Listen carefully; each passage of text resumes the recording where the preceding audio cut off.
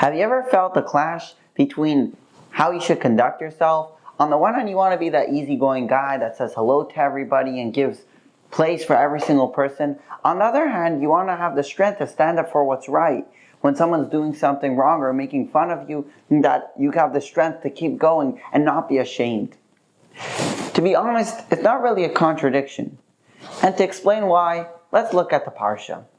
In this week's Parsha, we learn about the mitzvah of Shemitah. The Torah says that for 6 years you shall work your land, and on the 7th year you shall let it lie fallow. For 6 years, we have an obligation to focus on our financial well-being. And on the 7th year, where God says that I'll take care of you, I'll make sure that on the 6th year there grows enough wheat to grow for the 6th, 7th, and 8th year, you can completely devote yourself to your spiritual well-being. Now, an interesting anomaly over here is, instead of the Torah saying that every 7 years you should rest, the Torah says that you should work for 6 years and then rest on the 7th year, showing us that the 6 years is part of the cycle towards getting towards the 7th year.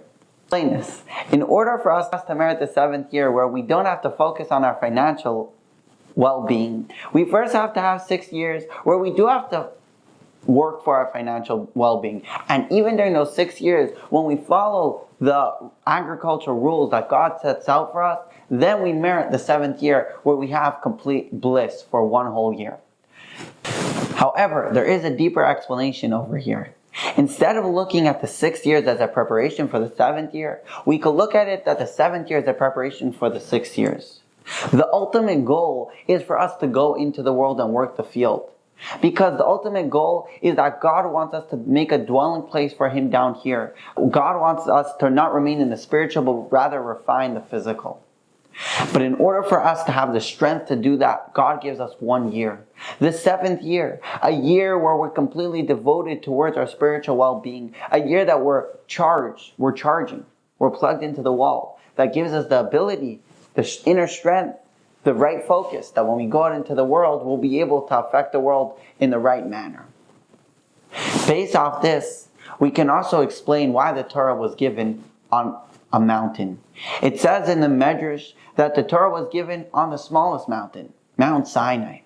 Now, seemingly, if the Torah was supposed to be given on a small place, it should have been given in a valley. Why given on a mountain? The explanation given by the Rebbe is that we have to combine these two ideas. On the one hand, we have to have the idea of a mountain. We have to have the idea of being spiritual. We have to have the strength of the 7th year. On the other hand, we have to take that strength and we have to bring it into a physical, tangible way. That when we do a mitzvah, we have to do it according to all the physical lines that are set out in Jewish law. And that is represented by the fact that the mountain is the lowest of all mountains. And this brings us to the lesson, back to our original question. On the one hand, a person has to be humble, a person has to be easygoing, a person has to give room for other people, a person can't be stuck up. And that is represented by the fact that Mount Sinai is the lowest of all mountains.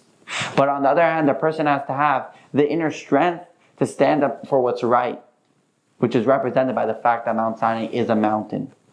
And when the person's inner strength is not coming because of his arrogance and pride, but is coming because of his devotion to God, then it is not a contradiction to his humility. So the lesson is, make sure to be humble, make sure to give room for other people, try in whatever situation you can be to look at the other person as being higher than you and giving room for them, but at the same time, when it comes to standing up for what's right, the humility has to be put on the side for a second, and not because of your pride and arrogance, but because of a person's devotion to God, a person has to stand up for what's right and go with full force into leading the best life that he can. Have a good Shabbos.